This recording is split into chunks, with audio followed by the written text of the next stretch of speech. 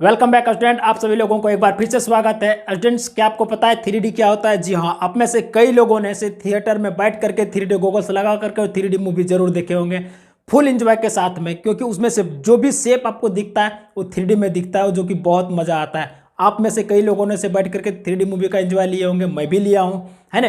तो जिस प्रकार से 3D मूवी में से 3D शेप का हम लोग देख करके एंजॉय लेते हैं, बट आज हम लोग उसको प्रैक्टिकली देखेंगे कि 3D शेप आखिर होता क्या है और उसको कैसे डिफाइन हम लोग कर सकते हैं। तो स्टूडेंट्स, आइए हम लोग आज डिफरेंट डिफरेंट शेप में से हम लोग पढ़ेंगे सिलेंडर के बारे में, जिसको हिंदी में बोलते हैं बेलन, है ना। और ये बेलन के बारे में जानेंगे, और बेलन जानने से पहले इसको डिफाइन जानना पड़ेगा, और डिफाइन भी समझने से पहले आपको एग्जाम्पल के द्वारा आपको डिफाइन समझना पड़ेगा। जैसे एग्जाम्पल में क्या हो सकता है, आप जहां पर बैठे हैं, आपके आस पड़ोस में, आपके घर में बहुत सारे ऑब्जेक्ट ऐसा मिल जाएगा जो सर्कुलर पार्ट में होता है ना, तो वो सिलेंड्रिकल होता है। आप जरूर देखे होंगे, जैसे कि आपके घर में पिलर जो होगा, बहुत सारे घरों में रहता है कि गोल आकार का सर्कुलर आकार का पिलर होता है, वो आपका सिलेंड्रिकल हो गया। क्लियर। उसके बाद आप पाइप जो देख रहे होंगे जो सर्कुलर आकार में होता है, वो भी आपका एक सिलेंडर हो गया।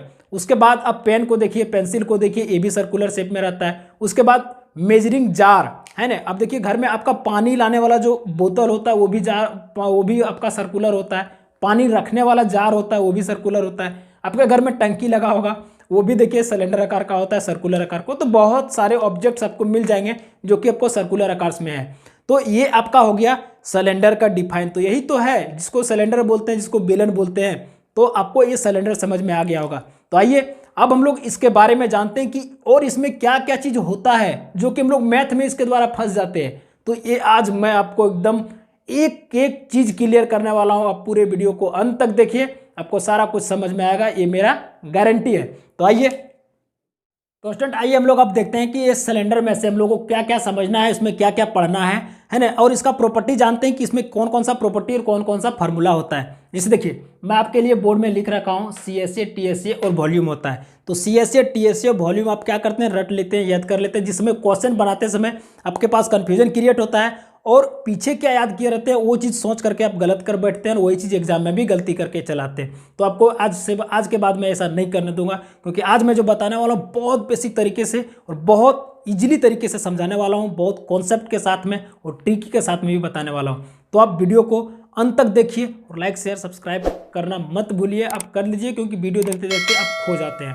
तो लाइक शेयर सब्सक्राइब कीजिए और वीडियो को अंत तक देखिए। और स्टूडेंट्स देखिए, आज मैं जो बताने वाला हूँ वो आपको कर्व्ड सरफेस एरिया बताने वाला हूँ, यानी कि CSA का मतलब होता है कर्व्ड सरफेस एरिया, जिसको हिंदी में बोलते हैं वक्र पृष्ठीय क्षेत्रफल। इसको लेटरल सरफेस एरिया के नाम से भी जानते हैं, जो कि लेटरल सरफेस एरिया हिंदी में वक्र पृष्ठीय क्षेत्रफल ही बोला जाता है। लेकिन एक कर्व्ड सरफेस एरिया और लेटरल सरफेस एरिया में अंतर क्या होता है? तो कर्व्ड सरफेस एरिया और लेटरल सरफेस एरिया दोनों सेम चीज ही है, बट दोनों अलग अलग जगह पर यूज होता है। जैसे लेटरल सरफेस एरिया का बात करेंगे तो क्यूबाइड में होगा, जिसमें लेंथ ब्रेथ हाइट होता है। और वक्र पृष्ठीय क्षेत्रफल यानी कि कर्व्ड सरफेस एरिया का बात करेंगे तो ये हो जाएगा आपका सर्कुलर शेप में, जैसे हो गया सिलेंडर, हो गया स्फेयर, ये सब भागों में इसका कर्व्ड सरफेस एरिया का प्रयोग किया जाता है। तो आपको ये समझ में आ गया।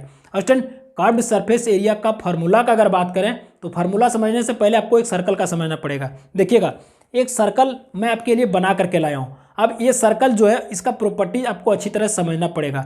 ये प्रॉपर्टीज में क्या होता है कि इसका प्रॉपर्टी जो होता है, इसमें सरकमफेरेंस होता है, इसका एरिया भी होता है, इसमें रेडियस भी होता है ना। अब हम लोग बात करते हैं सरकमफेरेंस का बात, यानी कि कर्व्ड सरफेस एरिया का बात। तो सबसे पहले सर्कल का हम लोग सरकमफेरेंस जान लेते हैं, परिधि जान लेते हैं, जिसको हिंदी में परिधि बोला जाता है, पैरामीटर भी बोल सकते हैं ना। तो इस वाला भाग, अब इसका फॉर्मूला भी आपको पता होगा। इसका फॉर्मूला क्या होता है? 2πr होता है। स्टूडेंट्स, अब ये बताइए कि अगर एक सर्कल का 2πr होता है, उसी पर अगर हम दूसरा रख दें, उसी पर अगर हम तीसरा रख दें, चौथा रख दें, पांचवा रख दें, अगर 10 20 50 रख दें, तो इसमें क्या हो गया? अब एक के बाद दूसरा, तीसरा, चौथा, पांचवा, 10 से 50 जब हो गया तो इसमें से हाइट बन गया। अब एक सर्कल का अगर मान लीजिए 2πr था, तो दूसरा का भी वही होगा, तीसरा का भी वही होगा, चौथा का भी वही होगा, है ना। सबका सरकमफेरेंस यानी कि ये बन गया अब कर्व्ड सरफेस एरिया। ये टोटल यहाँ से यहाँ तक बन गया आपका कर्व्ड सरफेस एरिया, यानी कि इस तरह से ऊपर भाग देखिए, मैं एक के बाद दूसरा तीसरा एक कलर से मैं समझाने का कोशिश कर रहा हूँ कि एक के बाद दूसरा तीसरा रखा हो, है ना। तो ये आपका कर्व्ड सरफेस एरिया बन गया। तो एक का हो गया 2πr, अब उसमें h लग गया तो 2πrh हो गया। तो ये आपको समझ में आ गया कि कर्व्ड सरफेस एरिया जो होता है क्या होता है? 2 पाई आर होता है एक सर्कल का, उसमें एच लग गया तो आपका 2 पाई आर ई एच हो गया। ये तो समझ में आ गया आपको, ये मैं जिस तरह से सिलेंडर बना करके लाया उससे समझ में आ गया। अब हम लोग थोड़ा सा बात कर लेते हैं प्रैक्टिकली। प्रैक्टिकल क्या होता है, जिससे आप अपने घरों में से बहुत सारा ब्रेकफास्ट का आपका प्लेट होगा, तो वो चीज़ क्या कीजिए कि सरकमफ्रेंस, एक प्लेट का जो सरकमफ्रेंस होता है वो मेजर कर लीजिए। उसके बाद नहीं भी मेजर करते हैं तो आपको ये पता होगा कि उसका 2 पाई आर होता है, तो एक के ऊपर दूसरा तीसरा चौथा आपके पास जितने भी होगा 10 20 50 तो रख दीजिए। देखिए कि हाइट बन जाता है, तो जो बाहरी वाला सरफेस बन रहा है वो आपका एक कर्व्ड सरफेस एरिया बन गया, तो वो आपका 2 पाई आर ई एच में बदल गया। तो ये प्रैक्टिकली हो गया। अब हम लोग थोड़ा मैथमेटिकल क्वेश्चन का बात कर लेते हैं। मैथमेटिकल क्वेश्चन में क्या है कि आपका रोड रोलर आ जाएगा, तो रोड रोलर जो होता है वो बहुत सारा डिफरेंट क्वेश्चन इससे आता है और बहुत सा क्वेश्चन एग्जामों में पूछा जाता है ना, तो उसमें हम लोग बात कर लेते हैं थोड़ा। अब देखिए उसमें अगर हम लोग बात करें तो ये रोड रोलर का अगर बात करें तो सपोज ये रोड रोलर ही है एक प्रकार से मान लीजिए, है ना। अब यहाँ पर देखिए इसमें से अगर जो हाइट बना हुआ है तो ये हाइट से हम लोग शुरुआत करते हैं। अब यहाँ से हम शुरुआत किए, इस पर एक चक्कर यहाँ से लगा दिए, तो एक बार इधर से घुमा और फिर मान लीजिए कि यहाँ तक आ गया, तो यहाँ से शुरू हुआ फिर घूमते हुए फिर एक बार यहाँ आ गया, मतलब एक राउंड घूमा। तो जब एक राउंड ये घूमा तो इसका मतलब है कि एक बार चक्कर लगाया, तो एक बार इसका क्या निकला, कर्व्ड सरफेस एरिया निकला। जब कर्व्ड सरफेस एरिया निकला मतलब 2 पाई आर एच निकल गया। अब बोलेगा कि अगर मान लीजिए कि रोड रोलर रोड बना रहा है तो वो 500 मीटर तक अगर 500 चक्कर लगाया, 400 बार चक्कर लगाया, तो total surface area, total curved surface area क्या होगा, तो total surface curved surface area आपका हो जाएगा कि 500 बार से इंटू कर दीजिए, 400 बार से इंटू कर दीजिए, जो भी आप मल्टीप्लाई कर देते हैं वो टोटल का निकल जाता है। तो ये आपका मैथमेटिकल क्वेश्चन से हो गया। एक प्रकार से और क्वेश्चन आता है जो कि बहुत इंपॉर्टेंट क्वेश्चन कंपटीशन में पूछा जाता है और कई प्रैक्टिकली स्कूलिंग एग्जाम में भी पूछा जाता है। जैसे देखिए मान लीजिए कि एक बार का surface area, curved surface area यहाँ से यहाँ तक निकाल लिए, क्लियर, तो एक बार निकला। अब बोलेगा संपूर्ण वक्र पृष्ठीय क्षेत्रफल, संपूर्ण वक्र पृष्ठीय क्षेत्रफल बात कर रहा है। तो देखिएगा यहाँ पर बात कर रहा है कि अगर हम कर्व्ड सरफेस एरिया ही बात करें और संपूर्ण का बात करें तो संपूर्ण में एक इधर से भी आ जाएगा अंदर का भी। अगर इनर और आउटर दोनों अगर मिला देते हैं, जोड़ देते हैं, तो ये अंदर का जो पार्ट्स है ये भी एक प्रकार का कर्व्ड सरफेस एरिया है। तो क्वेश्चन में इनर और आउटर दोनों भी पूछा जाता है। तो जब इनर और आउटर का क्वेश्चन रहेगा तो दोनों को आप एक को निकाल करके 2 से मल्टीप्लाई कर दीजिए, आपका आंसर वही आ जाएगा। तो ये समझ में आपको आ गया। अब हम लोग बात कर लेते हैं थोड़ा टोटल सरफेस एरिया में। तो टोटल सरफेस एरिया कहाँ से बनता है, तो टोटल सरफेस एरिया में कर्व्ड सरफेस एरिया ये तो पूरा होगा ही, है ना, तो उसको आप यहाँ पर लिख दीजिए फार्मूला में, 2 पाई आर एच हो गया। अब हम लोग बात कर लेते हैं थोड़ा यहाँ पर टोटल का, तो इसमें देखिए सर्कल, अब इसमें ऊपर में एक सर्कल लग गया, है ना, एक सर्कल लग जाने के बाद एक तरफ कंप्लीट हुआ, दूसरा तरफ खाली है, इधर भी एक सर्कल लगा दिए, तो ये पूरा कंप्लीट हो गया। देखिए आप चारों तरफ से कंप्लीट हो गया। तो इसमें कितना सर्कल और जुड़ गया, पहले कर्व्ड सरफेस एरिया था, इसमें 2 ठो और जुड़ गया, तो मतलब 2 अगर और जुड़ गया तो उसमें 2 पाई आर स्क्वायर, क्योंकि एक एरिया का स्क्वायर क्या होता है फॉर्मूला, पाई आर स्क्वायर, तो 2 ठो आपके पास है तो 2 पाई आर स्क्वायर हो जाएगा। तो यहाँ पर प्लस कर दीजिए आप क्या, 2 पाई आर स्क्वायर। अब यहाँ पर थोड़ा इसको सॉल्यूशन कर लीजिए, 2 पाई आर इसमें भी है, 2 पाई आर इसमें भी है, तो 2 पाई आर कॉमन ले लिए, क्या बच गया, एच प्लस आर बच गया। ये आपका संपूर्ण पृष्ठीय क्षेत्रफल हो गया, यानी कि टोटल सरफेस एरिया ये आपका निकल गया। आपको ये समझ में अच्छी तरह से आ गया होगा कि curved surface area, total surface area क्या होता है ना। अब हम लोग थोड़ा बात कर लेते हैं वॉल्यूम का। तो स्टूडेंट वॉल्यूम समझने से भी पहले आप सर्कल को समझिए।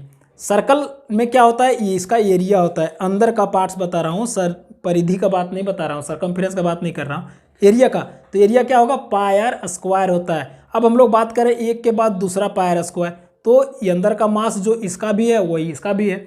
उसी प्रकार से भरते भरते अगर मान लीजिए कि हम पूरे यहाँ तक भर दिए, है ना, पूरे यहाँ तक भर दिए, तो इसमें से क्या भर गया, इसका मास हो गया। मतलब जो अंदर का पार्ट्स है, चाहे हवा हो, चाहे पानी हो, चाहे कोई लिक्विड हो, चाहे सॉलिड हो, चाहे गैस हो, लेकिन वो तो द्रव्यमान हो गया, उसका मास हो गया, तो वो आपका वॉल्यूम हो गया। तो आप वॉल्यूम समझ गए। अब प्रैक्टिकली अगर देखना चाहेंगे तो अपने घर में जो भी आपके पास बर्तन होगा वो बर्तन में लिक्विड भरिए, ठोस द्रव जो गैस भरिए, जो भी कुछ भरिए, वो अंदर का पार्ट जो होगा वो आपका वॉल्यूम निकल गया। तो आपको समझ में आ गया। अब हम लोग बात कर लेते हैं थोड़ा फार्मूला का। तो इसका फार्मूला अंदर का जो होता है, एक सर्कल का होता है पाई आर स्क्वायर, तो एक ही पाई आर स्क्वायर आप यहाँ पर लिख दीजिए, क्या होगा, पाई आर स्क्वायर।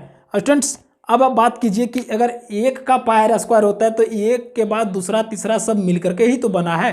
तो अगर मान लिया जाए बनते बनते अगर इतना ऊंचाई तक पहुंच गया तो इसमें हाइट भी लग गया, तो ये मास जो है द्रव्यमान है, कहीं तो कम नहीं है, पूरा भरा आ रहा है। तो इसका मतलब है कि उसमें एच अगर लग गया तो हम लोग यहाँ पर फॉर्मूला में एच लिख देंगे। तो ये हो गया आपका वॉल्यूम का पायर स्क्वायर है। तो स्टूडेंट्स लाइक शेयर सब्सक्राइब करना मत भूलिए, आप जरूर लाइक शेयर सब्सक्राइब कीजिए, है ना। तो आई थिंक आपको ये तीनों curve surface area, total surface area, volume, cylinder में इसमें से हाइट, रेडियस क्या होता है, सरफेस एरिया क्या होता है, ये सारा कुछ अच्छी तरह से समझ में आ गया होगा। और समझ में आ गया होगा तो दूसरे लोगों तक पहुंचाइए, जो लोग अच्छी तरह से समझ नहीं पा रहे हैं उसके पास भी पहुंचाइए, और हर लोगों तक पहुंचाइए ताकि वो भी इसी तरह से आसान भाषा में समझ सके।